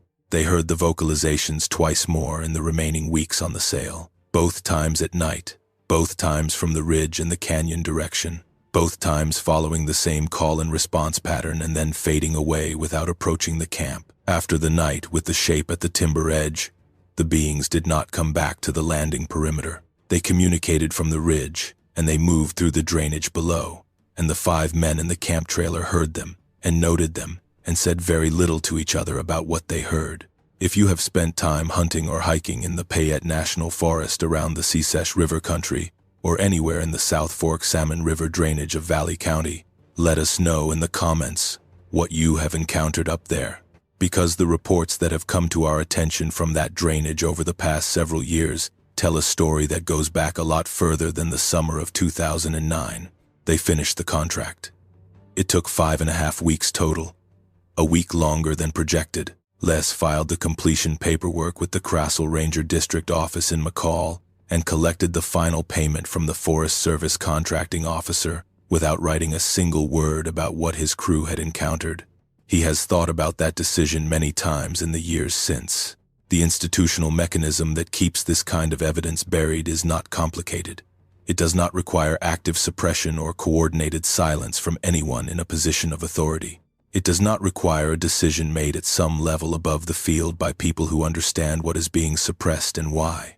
It requires only the existing architecture of how agencies process information about the world they are mandated to manage, combined with the professional culture of people who have spent careers inside those agencies and understand instinctively which kinds of observations are safe to report and which kinds are not. Les spent time in the years after the Secesh sale thinking through the precise mechanism of this silence, because he had been a contractor inside that system for 30 years, and he understood it from the inside in a way that someone approaching it from the outside might not. The Forest Service contracting officers he dealt with at the Crassel and McCall Ranger districts were competent people doing a job within a framework that had been designed for the management of timber, water, range, and documented wildlife. That framework was built on a specific model of what the National Forest System contained, a model derived from the biological inventory of species with documented populations, and from the regulatory architecture of the Endangered Species Act and the National Forest Management Act. The model is extremely good at what it was designed to do. It is completely blind to categories that fall outside its design parameters. When Les stood on the canyon rim in the summer of 2009 and looked down at the Dogman at the base of the head wall. He was looking at something that the Payette National Forests Management Framework had no category for, no protocol for, no regulatory mechanism for, and no professional vocabulary with which to address. If he had filed an incident report describing what he had seen, the report would have moved through the system to a wildlife biologist, and the wildlife biologist would have done what a professional must do, with information that the professional framework cannot hold. Find the closest available category and assign it there. Gray wolf, large specimen, unusual behavior, possibly habituated to human presence. Recommend documentation team. The assignment would have been wrong. The follow-up would have found nothing. The report would have been closed. And Les would have spent the remainder of his career as the contractor who filed a wolf report that turned up nothing, in a region where the wildlife biologists already had more pressure than they needed from the politics of wolf recovery. The cost of filing the report, professionally, in a small contracting community where reputation is currency, would have been real. The benefit would have been nothing. It does not require active suppression or coordinated silence from anyone. It requires only the existing framework for how agencies process information and the professional incentive structure of a small contracting world where reputation is the primary currency. The Crassel Ranger District's Wildlife Management Program recognized 9 large mammals in its monitoring protocols for the sale area: black bear, mountain lion, gray wolf, coyote, wolverine, bobcat, lynx, mule deer, and elk. There is no form on which Les could have written what he found. The track photographs would have been attributed to gray wolf activity, with an atypical substrate deformation. The camera clips would have been called bear activity at an unusual time of year. The audio track would have been characterized as coyote communication in an unusual register. The ledge impressions would not have been examined at all because there was no mechanism for requesting that they be examined. The system is not designed to process what Les documented. It is not designed to hold that category of evidence. People who work inside the system protect their positions by keeping it that way, not through conspiracy, but through the simple practical calculation that saying something the system cannot hold makes you the problem rather than the evidence. Les could have gone to Idaho Fish and Game. He considered it. Idaho Fish and Game manages the state's wildlife under a classification system that includes every species with a documented Idaho population, and the department has professional biologists with field expertise and the legal authority to investigate unusual wildlife activity. He also knows that Idaho Fish and Game's classification system for canid species in the Secesh drainage includes gray wolf, coyote, and domestic dog, and that an account of tracks with a 54-inch walking stride and bipedal locomotion would go one of 2 places in that system: into the gray wolf file with a notation about substrate anomaly, or into the file labeled things we are not going to spend resources on. He knows both things because he has worked with the system for 30 years, and he understands how it handles information that does not fit. Les returned to the sale site alone. About 2 weeks after the completion paperwork went in, he told his wife he was retrieving a piece of equipment he had left at the landing, which was true. What he also did was walk back to the sale parcels and to the canyon rim and look down into the box canyon one more time. He found the headwall position undisturbed, but at the canyon walls on either side of the upper end, at heights of 30 and 45 feet above the canyon floor, he found what he had not looked for during the original encounter, because he had not known to look. On 2 ledge formations in the granite, narrow shelves of rock wide enough for a large body to stand on, he found impressions in the loose material that had accumulated on the ledge surfaces. Compressed fine gravel, the kind that takes and holds a print from concentrated weight bearing down for an extended period. The impressions matched the general shape and size of the tracks he had found on the skid trail, canid in morphology but sized well beyond any known canid species. Bipedal in arrangement, weight borne on 2 feet that had stood on those ledges long enough to leave clear marks in the gravel. The ledge positions gave a direct sight line to every part of the canyon below. To the head wall where the Dogman had stood, to the canyon floor where movement between the head wall and the down canyon exit would have been visible from above, and to the rim where Les had been standing during the standoff, and to the timber above the rim where Doug had been waiting. They had been up there the whole time. The dogman at the head wall had not been alone in that canyon. There had been others above, on the canyon walls, looking down at the scene below, watching the dogman at the head wall, watching Les at the rim, watching Doug in the timber above the rim. From those positions, the ones on the ledges could have descended those walls in seconds, into the canyon, onto the rim, into the timber. They had the positional advantage and the physical capability to intervene in the situation at any moment. They had not. Les stood at the canyon rim in the late summer light for a long time, trying to understand what he was looking at. The ledge impressions were the evidence that required the most significant recalibration of the event. What he had understood as a lone dogman backed into a box canyon by an inadvertent approach from a logging crew was something more organized than that. It was a coordinated group operating with specific members in specific positions, including elevated observation positions that provided tactical advantage during a situation that involved contact with humans. And the group's choice, across all of those positions, with all of that capability, was to wait, to observe, and to allow the situation to resolve through the human's withdrawal rather than through any action of their own.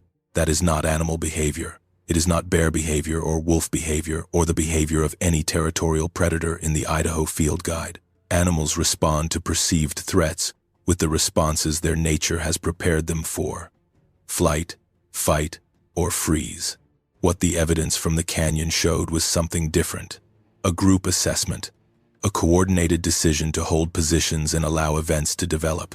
And when Les backed away from the rim and removed himself from the geometry that had blocked the exit, the one at the head wall moved out on its own, without prompting, without confrontation, into the resolution that the group had apparently already determined was the appropriate outcome. The intelligence that demonstration requires is a different kind of intelligence than the intelligence of a large predator that reacts to stimuli with speed and effectiveness. This is the intelligence that identifies a situation, assesses the options, distributes roles across multiple individuals, and implements a collective response with the precision that only shared understanding can produce. Les spent 15 years of his professional life coordinating timber crews in difficult terrain, making decisions under time pressure about how to deploy people and equipment across complex situations with multiple variables. He knew what coordinated action looked like. He knew the difference between several individuals reacting to the same stimulus in ways that happened to look coordinated and several individuals implementing a shared plan. What he found in the ledge impressions told him the beings operating on the Secesh drainage that summer were doing the latter. The broader pattern of reports from the Payette National Forest and the adjacent wilderness areas is consistent with what Les documented. The South Fork Salmon River country has produced encounter accounts in the oral histories of the hunting and logging communities that work there for decades, almost none of them documented in any official record, and almost all of them carried by people who understand what would happen to their professional and social standing if they attached their names to them publicly.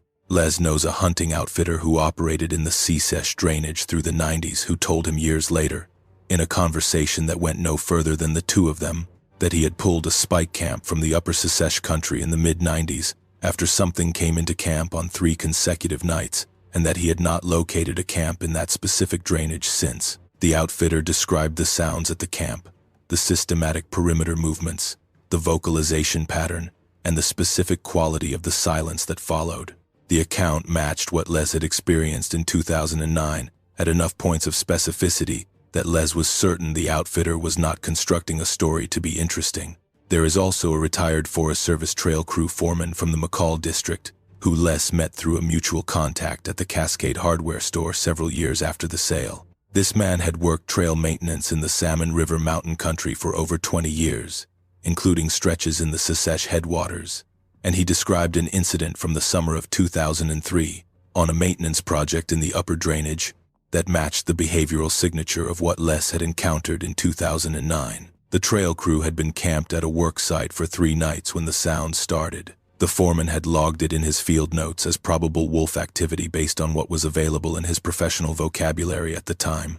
What he described to Les, the structure of the vocalizations, the systematic movement around the camp perimeter, the sounds that did not fit the available category of wolf, was close enough to Les's experience that the foreman paused halfway through the telling and looked at Les with the specific expression of a man who is recognizing that the person across from him knows what he is talking about.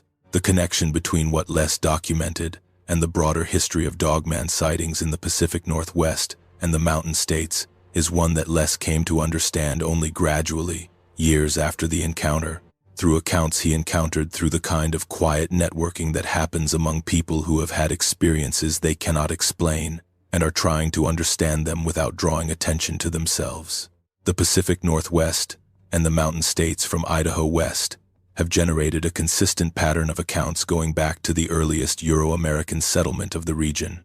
Trapper accounts from the early 19th century describe large, upright, canine-featured beings in the mountain wilderness of the Columbia Plateau and the Salmon River country. These were not supernatural accounts in the way the tradition is sometimes characterized. They were field observations, recorded by men whose professional competence depended on accurate reading of wilderness terrain, and whose accounts are otherwise reliable records of what they found. The upright canine figures they described were part of the landscape in the same matter-of-fact way that elk herds and salmon runs were part of the landscape. The documentary record of Dogman encounters in the logging and mining communities of the northern Rocky Mountain states goes back further than most people engaged with the subject realize. The earliest accounts Les has encountered in his own research, the quiet, self-directed research of a man trying to understand what happened to him on a Payette National Forest timber sale, come from the logging camps and mining operations of the late 19th and early 20th centuries, before the region had the road infrastructure that made the backcountry accessible to the general population. These accounts survive in the form of letters, diaries, and occasional items in the smaller regional papers that serve the logging and mining communities of the Salmon River country and the adjacent ranges. They describe encounters with large, upright, canine-featured beings near remote work sites in language that is matter-of-fact rather than sensational, the language of working men reporting a hazard that has presented itself near their operation. One account from an 1887 logging camp in Wexford County in northern Michigan describes a crew that quit a remote site after a series of nights in which something large and upright moved around the camp perimeter, making sounds no one in the crew could account for. The foreman's report to the camp owner describes the crew's refusal to return to the site as arising from a specific encounter between one of the fallers and a being the faller described as walking upright, moving fast, and built with a wolf's head on a man's frame. The camp owner's response, preserved in the same archive, suggests he took the report seriously enough to send a different crew to the site the following season rather than returning the original men. Les came across a reference to this account in a collection of 19th century Michigan woodland accounts he found through the same quiet networking that had led him to Godfrey's work and the description of the foreman's practical response. Not denial, not investigation, but the simple professional adjustment of removing the people who had been exposed and sending in a crew that had not, struck him as the most honest institutional response to the evidence that any of the accounts he had found could show. The foreman did not know what his faller had seen. He believed the faller had seen it, and he acted accordingly. The modern documentation of the Dogman phenomenon began in earnest with Linda Godfrey's coverage of the Bray Road beast sightings in Elkhorn, Wisconsin in the early 1990s, which generated an initial burst of public engagement and then opened the door for decades of systematic research into what turned out to be a much older and more geographically distributed phenomenon than anyone had initially recognized. Godfrey spent 30 years collecting accounts from across the Great Lakes, the Appalachians, the Great Plains, and the mountain states, and what she found was behavioral consistency at a level that independent fabrication cannot explain. The beings described incredible accounts from Wisconsin, from Michigan, from Kentucky and Tennessee, from Oregon and Idaho, share the same physical description, the same behavioral repertoire, the same relationship with territory and with humans, and the same preference for avoiding documentation while tolerating human presence in their territory as long as that presence does not cross certain lines. Les had not read Godfrey's work before the Secesh sale. He found it afterward, and he described reading it as the experience of having a description of his own encounter written by someone who had never met him. The Steve Cook connection is worth noting as well. Cook was a radio DJ in Traverse City, Michigan, who wrote and recorded a song in 1987 called "The Legend as an April Fool's Day Joke," a novelty piece about a creature called the Michigan Dogman that appeared on 10-year intervals in the forests of northern Michigan. He invented it. He had never heard a credible Dogman account before he wrote the song. After it aired, his station was flooded with calls from people who recognized what the song described from their own experience, who had been carrying those experiences for years or decades in the absence of any framework that would let them share them without professional and social consequences. The song did not create the phenomenon. It created a permission structure. The calls that came into Cook's station after the legend aired were not people who had been inspired to tell stories. They were people who had been waiting for someone to give them a way to say what they already knew. That pattern, the knowledge carried in silence until something provides permission to speak, runs through every Dogman community Les has encountered since 2009. The 5 men on the Secesh sail that summer were already living it before the encounter ever happened. The outfitter who pulled his camp from the Secesh drainage in the mid-90s carried it for years before Les's conversation gave him permission to say it out loud. The trail crew foreman from the McCall district had logged it as wolves and let it sit in his field notes for years because the field notes were the only place it was safe to put it. The evidence exists. The witnesses are credible. The institutional frameworks for processing the evidence do not. The Nez Perce people have lived in the Salmon River Mountains and the surrounding country for thousands of years before any logging road was cut into the Secesh drainage. Their traditional homeland, the land of the Nimiapoo, as they call themselves in their own language, extended from the Wallowa Mountains in eastern Oregon through the Clearwater and Salmon River country of central Idaho, encompassing the drainages where Les worked and the canyons and ridgelines above the Secesh River. The Nez Perce managed this landscape across multiple generations with a depth of ecological and practical knowledge that the federal government's timber management system has never fully engaged with or even adequately acknowledged. The Treaty of 1863 reduced the Nez Perce Reservation from the original treaty boundaries to a small fraction of what had been promised in the Treaty of 1855, concentrating a people whose homeland spanned some 13 million acres across what is now central Idaho, northeastern Oregon, and southeastern Washington onto a reservation that covered less than 800,000 acres on the Clearwater River. The 1863 treaty was negotiated under conditions that the Nez Perce, who rejected it, led by Chief Joseph's father, Tuakakas, described as a fraud.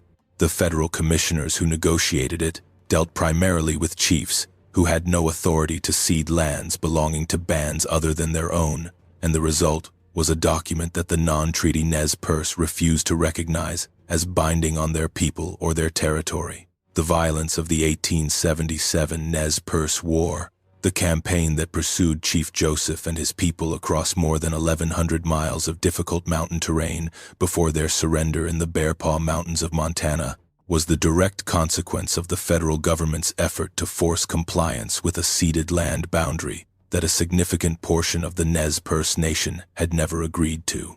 The land that the Crassell Ranger District now administers, the drainages of the upper Secesh River and its tributaries in Valley County, sits within the territory that the non-treaty Nez Perce claimed as their own in 1877. Chief Lookingglass, one of the principal leaders of the non-treaty bands, had a summer camp in the Clearwater country to the north, and the movement of those bands through the Salmon River Mountains in the early stages of the campaign followed routes that ran through the same high country above the Secesh drainage where Les's sail was located.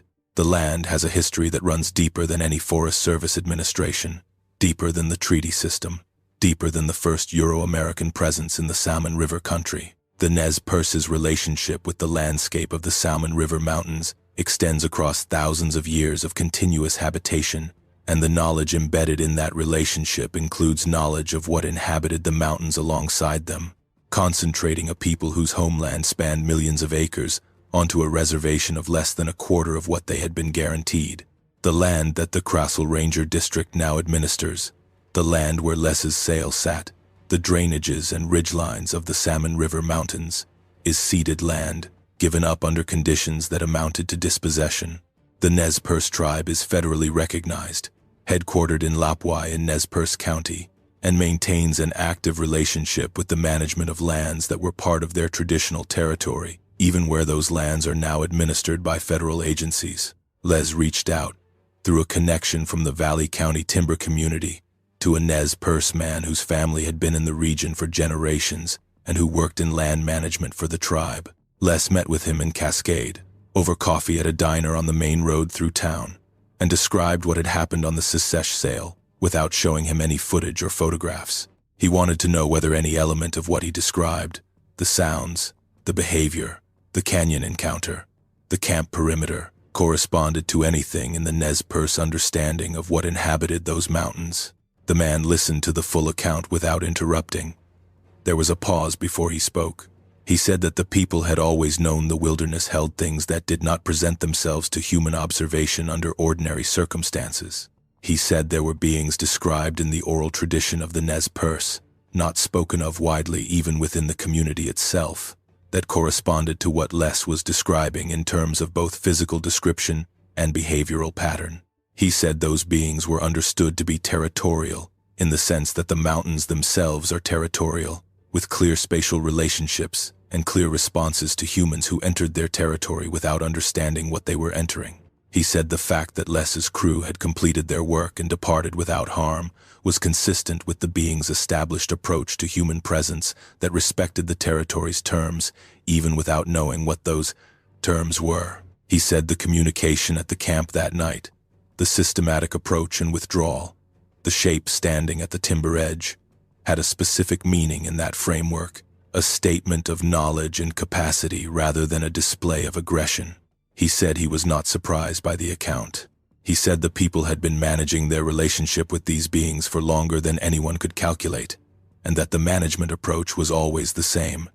Acknowledge their presence, respect their territory, do not pursue them, and do not attempt to publicize knowledge that belongs to the relationship rather than to the people who happen to have experienced it. Then he asked Les to keep the conversation between them. Les told us that the conversation had happened, and the general substance of what was said. He did not tell us anything the man asked him not to share. That line is important to him. What the conversation gave Les was the confirmation that the beings on the Secesh drainage were not anomalous or unprecedented in the landscape they occupied. They had been there before the Forest Service, before the logging roads, before the Treaty of 1863, before the first fur traders came through the Salmon River country in the early 19th century. They were part of the landscape in the same way the Secesh River is part of the landscape. Not recent arrivals, not temporary visitors, but permanent residents who had been there long enough that the Nez Perce oral tradition had a category for them and an established protocol for the relationship. In the weeks and months after the Secesh sale wrapped, the 5 men on Les's crew dispersed back into their separate lives and processed what they had experienced in the ways that suited them individually. Les observed each of them at various points in the following years, as loggers in a regional community observe each other through the work network, through shared job sites and equipment dealers and the coffee shops where the industry gathers, and he formed a picture of how the summer on the Secesh had settled into each of them. Doug continued logging in the Payette and Boise National Forests, bidding on sales and running his saw through the following seasons with the same technical competence he had always shown. He told Les once, a couple of years later, over a meal in Cascade after a job they had worked together on a different sale, that he had stopped bidding on jobs in the Secesh drainage and had shifted some of his regular hunting ground to a different part of Valley County. He did not explain why, and Les did not ask. Between 2 men who have worked together for 15 years, and shared what they had shared on the Secesh, some things do not require explanation. The explanation would have been redundant. They both knew why. Andy took a position with a larger timber operation out of McCall about a year after the Secesh job, moving from Les's small, independent crew to a larger outfit that ran multiple sales simultaneously. The transition was professional, the kind that happens when a capable equipment operator gets a better offer, and it did not carry any particular weight in the logging community. Les saw him at the district office in McCall the following summer, and they exchanged the short, direct conversation of people who work in the same industry in a small geography. Andy asked how the season was going. Les said fine. Andy said the same. They did not discuss the Secesh. Les noticed that Andy drove a different truck than the one he had brought to the sale the previous summer and wondered, without asking, whether that was coincidence. Rex continued to work timber in the years after the Secesh job, running yards on remote sales in the Payette and eventually in the Nez Perce Clearwater National Forest to the north. Les saw him a few times over the following years on jobs where their paths crossed.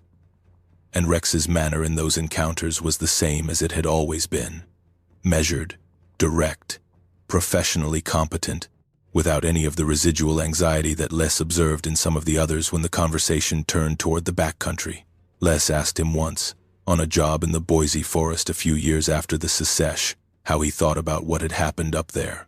Rex considered the question for a moment before answering. He said he had filed it under the category of things that exist in the world that he does not have a complete picture of, and that this category was not new to him, and that he had found a way to work with it.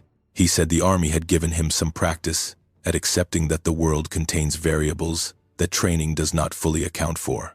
Les thought that was probably the most useful framework a person could bring to what they had both seen. Clint left logging after 2 more seasons. He is in his mid-30s now, working in construction closer to Boise, in the kind of residential and commercial work that keeps him in populated areas with other people around. Les heard about the career change through the work network, through the usual channels by which people in the Idaho timber industry track the movements of capable crew members. He does not know whether Clint talks about the Secesh sale or has filed it in a mental location he does not return to. He hopes the latter. He thinks about Clint sometimes when he is making decisions about crew assignments on remote jobs, when he is thinking about the age and experience of the people he is asking to spend weeks in isolated backcountry terrain. He does not think of Clint as someone who was broken by the experience. He thinks of him as someone who was 23 years old when he encountered something that required a framework he did not have, and who made a rational decision about what kind of work he wanted to do afterward. Les does not judge that decision. He considers it, in some ways, the most honest response any of the 5 of them had. Les himself has made changes to how he works and how he lives that he would not have anticipated before 2009. He is still running his own logging outfit. He still bids on remote sales in the Payette and the Boise National Forests. He is not afraid to be in the backcountry. The encounter did not take that from him, and he is grateful for it. But he no longer camps alone on remote jobs, even when the logistics would make it practical. He runs cameras on every overnight camp, not for wildlife documentation, but because he has decided that knowing what is moving around a landing at night is information he needs before he puts his crew's tents down. He no longer hunts the upper Payette drainages after dark. He no longer goes into canyon terrain in the Salmon River Mountains without telling someone where he is going and when to expect him back. These are small adjustments in the behavior of a man whose entire professional and recreational life has been organized around competence in wilderness terrain, and each of them is a concession to knowledge that he did not have before the summer of 2009. His wife knows the full story. He told her about 6 months after the sale, at the kitchen table in their house in Cascade late on a Friday night, when the week's work was done and the kids were at school in the morning, and there was no particular reason for the conversation except that he had been carrying it for 6 months, and it had reached the weight where carrying it without saying it had become its own problem. He showed her the camera footage. He walked her through the track photographs and the measurements. He described the canyon, the eye contact across 60 feet of canyon air, the 3 voices in the dark, the shape at the timber edge. He showed her the photographs from his return visit to the canyon rim and the impressions in the ledge gravel above the headwall. He was methodical about it, the same way he is methodical about everything that matters, starting with the observable facts, moving through the evidence in sequence, not reaching for interpretation before he had laid the foundation of what could be directly documented. She listened to everything without interrupting. When he finished, she sat with it for a long time in the way she sits with things that require time to process, without filling the silence with words that would not yet be adequate to the material. Then she said that she had always known the mountains held more than what showed up in the Fish and Game hunting guide, and that she had suspected this since she was a girl growing up in McCall and hearing certain things from certain people about what happened in specific drainages in specific seasons. She said she was glad he came home. The conversation changed things between them in a way that Les did not fully expect. She had known him for over 20 years by that point, had watched him develop the professional judgment and the physical competence and the specific kind of quiet confidence that a man builds through 3 decades of working in difficult terrain and making decisions that affect other spends of people's safety. She had a baseline for who he was and what he was capable of being frightened by, and she understood that what he had described to her was outside that baseline. She did not treat it as a problem to be fixed or managed. She treated it as information about the world they shared, information that had practical implications for how they thought about certain places and certain activities, and she incorporated it into her own understanding of the landscape she had grown up in, with the same matter-of-fact care that a practical woman brings to any significant piece of new information. Les has described the experience of telling her as one of the more useful things he did in the aftermath of the Secesh sale, not because it changed the facts of what had happened, but because carrying significant knowledge in isolation does a specific kind of damage to a person over time, the damage of having a framework for the world that you cannot share with the person closest to you, the asymmetry of knowing something that the people around you do not know and cannot know because you have not told them. The isolation compounds the weight of the knowledge. Telling his wife did not make the knowledge lighter, but it made the carrying of it a weight they shared, which is different from carrying it alone in a way that matters over years. At the kitchen table in their house in Cascade late on a Friday night, he showed her the camera footage. He walked her through the track, photographs and the measurements.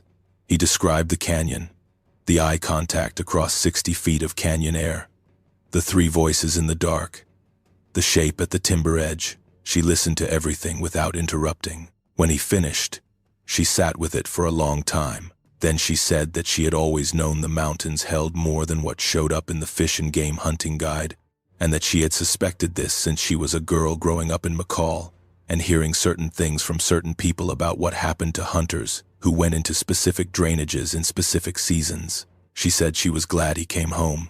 He has carried the knowledge the way that competent people carry expertise in a field that most people do not have access to, quietly, precisely, with the awareness that the precision is what makes it worth saying, and that the moment he overstates or reaches for drama or tries to make the material more than it is, he loses the thing that makes it credible. He has told us, and he has told his wife, and he has spoken carefully with the Nez Perce land manager in Cascade, and that is the extent of the circle. He does not think the circle needs to be larger. He does not think that more disclosure would serve anything useful. The knowledge is most useful when held by people who understand the weight of it and will not reduce it to something simpler than it is. The beings on the Secesh drainage are not served by publicity, and those who encountered them gain nothing by such disbelief. The credible documentation of their presence and behavior serves them best when held by people who understand what it is that they are holding on to. What happened in that box canyon in the summer of 2009 is not a simple story. It is not a story about a frightening encounter that a logger had with a large animal in the remote backcountry. It is a story about a population of beings operating in the Salmon River Mountains of central Idaho in full knowledge of the human presence there, with a sophistication of social organization and situational awareness that we do not have adequate frameworks to understand, actively managing their relationship with that human presence across decades, if not longer. The dogmen at the canyon headwall could have driven the confrontation. The ones on the ledges above the canyon could have come down those walls in the time it takes a person to realize the situation has changed. The group that walked the camp perimeter that night, that stood at the timber edge for 3 minutes, and looked across the open ground at the trailer, could have chosen something other than observation and withdrawal. At every juncture, they did not escalate. The pattern is too consistent to attribute to coincidence or to the absence of aggressive intent. It is the pattern of beings that have a policy. The policy is territorial communication, not territorial violence. Warning first, and only escalating beyond warning if the warning is ignored. Les did not ignore the warning. He backed away from the canyon rim. He finished the sale and left the drainage. He has not returned to that specific area since. The beings on the Secesh drainage appear to have registered his response correctly, because the encounters after the first major contact were communicative rather than confrontational. The vocalizations from the ridge, the shape at the timber edge, these were not threats. They were statements. They said, "We see you. We know you are here. We know what you are doing. And we have decided, for now, to allow it." That allowance is a courtesy. Les understands it as a courtesy. He extended the courtesy of leaving without forcing a confrontation, and they extended the courtesy of allowing him to work and depart without harm. The respect that exchange requires of him is not a small thing. He has tried to honor it by keeping the specific location to himself, by not turning what happened into spectacle, by speaking about it only when the people asking are the kind of people who will sit with it seriously. The Secesh River still runs through Valley County, dropping out of the Salmon River Mountains and joining the South Fork below Yellow Pine. The river is a cold, clear-running stream for most of its length, draining a watershed that has not been significantly affected by the agricultural development that has altered the water chemistry of the lower Payette drainages. The cutthroat and bull trout populations in the Secesh and its tributaries are stable, supported by the roadless character of much of the upper watershed, and by the Forest Service's management of the riparian corridors along the main stem. Les fished the Secesh in his younger years, before the sale, in the way that Idaho men who grew up near mountain rivers fish the streams they know well, with the easy familiarity of someone who knows where the fish hold in August and where they move when the water drops in the hot weeks. He has not fished the upper Secesh since 2009. He has not decided he will not. He has simply not gotten there. The logging roads that Les used to access the sale in 2009 are still there in the Forest Service road system, maintained at the level of maintenance that the Payette applies to non-arterial forest roads in the Secesh country, which is to say they are drivable but not comfortable, the kind of roads that require a high-clearance vehicle and a willingness to let the road's pace set your pace rather than the other way around. The landing where the crew camped for those 5.5 weeks has revegetated. The log deck area and the bare mineral soil of the campsite have been reclaimed by the same lodgepole regeneration that is moving back through the sale parcels. The seedlings that established in the light gaps left by the harvested dead timber, now standing at waist height after 15 years of growth. In another decade, the clearings that Les's crew worked will not be identifiable from the surrounding timber as clearings. They will be forest again, of a different structure than the beetle-kill forest that preceded them. But forest. The canyon is still there, cut into the ridgeline south of the river, its head wall rising 60 feet in granite that was shaped by forces operating on timescales that make a 30-year logging career look like an afternoon. The lodge pole on the south ridges has recovered in the years since the sale. The skid trails are grassed over.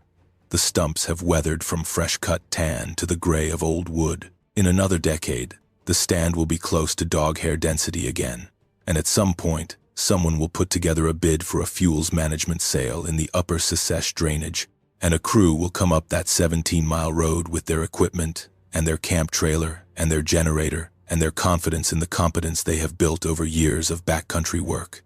Les has thought about them. He thinks about the faller who will walk the sale boundary the first morning, coming over the ridge in the early light, with the chain on his saw still clean from the morning sharpening, into terrain that looks like everything he has seen before in the Payette National Forest.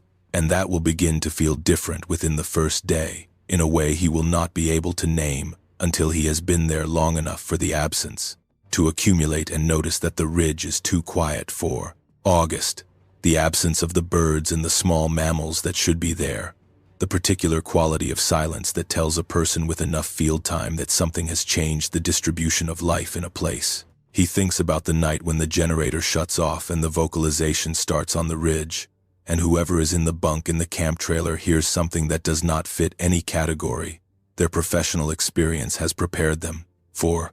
He has thought about whether there is anything he could tell that crew, any warning he could pass that would be received and understood rather than dismissed. He does not think there is. The experience has to be had. The framework has to be built from contact, not from description. He knows this because no description anyone could have given him before the summer of 2009 would have prepared him for what he found in that canyon. The encounter has to be its own teacher. What he can say, and what he has said to us, is this. The Secesh country is not empty. The silence on the ridge is not an absence. It is a presence announcing itself through the withdrawal of everything else. The way a predator's arrival clears the understory of the smaller things that know better than to stay. And if you find yourself on a sail in the upper Secesh drainage some August and the birds are gone and the bears have moved and the ridge is too quiet for the season, and if the generator shuts off at 2 in the morning, and there are voices on the ridge that your 30 years of field experience cannot place, the right response is the one less settled on in that canyon. Back away from the edge. Give the geometry back.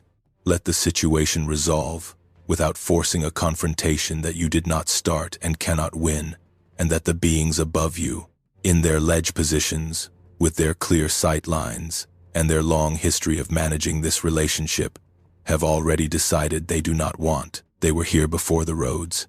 They will be here after the roads wash away. The canyon is theirs in a way that no contract and no completion paperwork can address or alter. And in the years since 2009, in the Salmon River Mountains above the Secesh River in Valley County, Idaho, something in those canyons has been extending a courtesy to the people who pass through, choosing communication over confrontation, managing the relationship with a patience that implies a long view, a very long view, of what the relationship means and what it costs to maintain.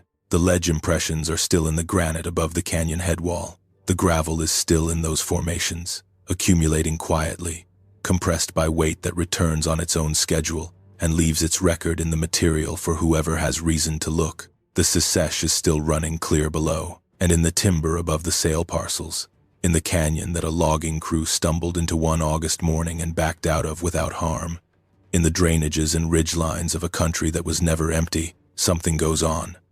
Going on is what it does. It has been doing it longer than any of us have been here to witness it.